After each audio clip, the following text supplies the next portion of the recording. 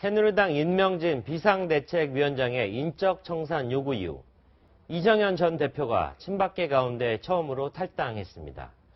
하지만 나머지 친박계의 반발은 거센데요.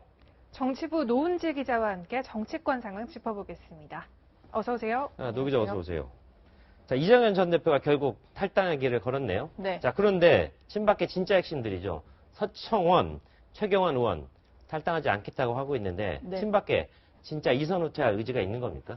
일단은 없어 보입니다. 친박계 네. 좌장인 최경환 의원은 오늘 오전 대구 경북 시도당 신년 교례회에서 네. 국민들이 이제 됐다고 할 때까지 반성하겠다 이렇게 얘기를 했지만 네. 결국 당을 지키겠다고 강조를 했습니다. 네. 마지막 한 명이 남을 때까지 새누리당을 지킬 것이다 이렇게 얘기를 한 건데요. 진정한 얘기네요. 네, 절대 안 나가겠다는 얘기입니다. 이미 이선 후퇴를 선언하고 지역에 머물고 있는데 탈당까지 할 이유는 없다는 게 최경환 의원의 입장입니다. 그리고 친박계 맏형경인 서청원 의원 역시 탈당 불가 입장이 확고한데요.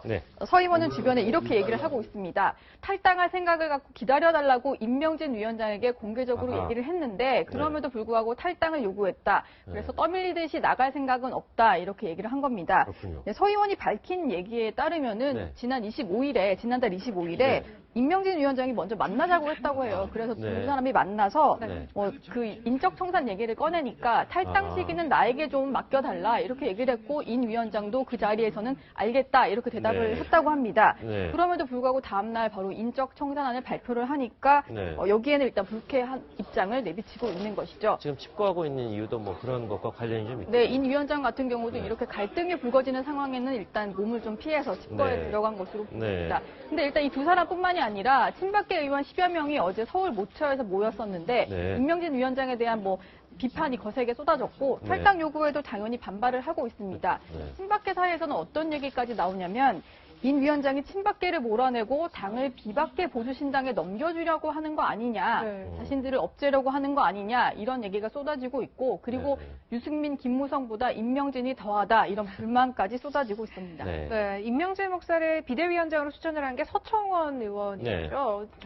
난처한 상황일 것 같네요, 그럼. 그렇습니다. 일단 잘 알려진 사실은 아닌데, 임명진 위원장의, 임명진 비대위원장 카드를 제안한 사람이 서청원 의원이라고 합니다. 이제 탄핵안 가결 전까지 친박과 비박의 중진 의원들이 모였던 6명의 협의체가 있었는데, 여기에서도 비박 쪽에서 인 위원장의 이름이 나왔을 정도로 사실은 친박과는 좀 거리가 컸던 인물인데요. 어쨌든 혁신 의지를 좀 보여준다는 차원에서 임명한 사람이겠죠. 네, 그렇습니다. 근데 좀 이렇게 취재를 좀 해보니까 서 의원과 인 위원장은 평소에도 교류가 잦았던 잘 알려지지 않는 친분이 있었다고 합니다. 그래서 서 의원이 이미 청산을 하기로 한 이상, 그 혁신을 하기로 한 이상 인 위원장을 좀 임명을 시키자라고 했는데 최경환 의원은 반대를 그때 심하게 했던 것으로 알려졌고요. 그럼에도 불구하고 이제 임명을 시켰는데 인 위원장이 서청원 의원과도 조율을 하지 않고 자기의 어떤 소신대로 인적 청산안을 발표를 해버리니까 서 의원도 크게 화가 났고 인 위원장 청거에 반대했던 친박계 의원들 앞에서도 상당히 난처해진 상황입니다. 노 기자도 청와대 출입을 했었잖아요. 어제 박근혜 대통령이 불쑥 신년 기자간담회를 했는데 뒷말이 많습니다.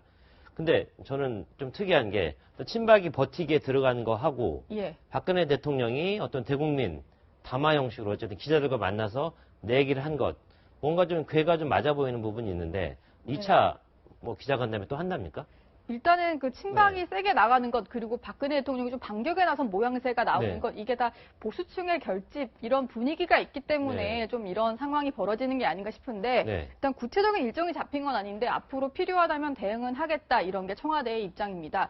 그동안 참모진이 계속 기자들을 좀 만나시라 이렇게 좀 제안을 했다고 하는데요. 박근혜 대통령 같은 경우에도 어제는 신년이고 하니까 기자들을 좀 보고 싶다라고 얘기를 해서 전격적으로 간담회가 이루어졌다고 합니다. 근데 박 대통령이 어제 간담회에서 상당히 언론 보도에 대해서 답답하고 좀 억울한 심경을 그대로 드러냈는데 이걸 보면 앞으로도 타이밍을 봐가면서 적절하게 오보에는 대응하겠다는 것으로 읽힙니다. 일단 어제 어떻게 얘기를 했는지 들어보시죠.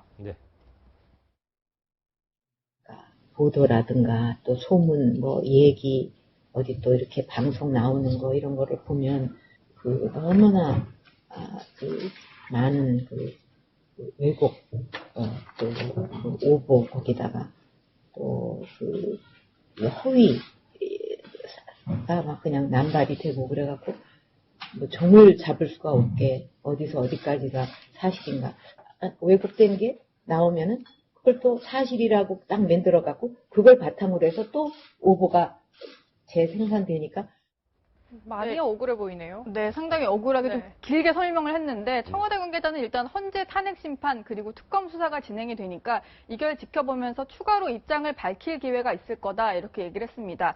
그런데 청와대에서는 지금 어제 간담회 이후에 보도가 상당히 비판적으로 나가는 거에는 좀 섭섭하다 이런 입장인데요. 특히 또 뭐 기자들에게 노트북도 못 가져가게 했고 메모조차 못하게 했다 이런 식의 보도에 대해서는 사전에 다 조율을 한 내용이고 메모를 다 했는데 왜 그런 보도가 나가는지 너무 악의적인 것 같다 이렇게 서운함을 토로를 했고요.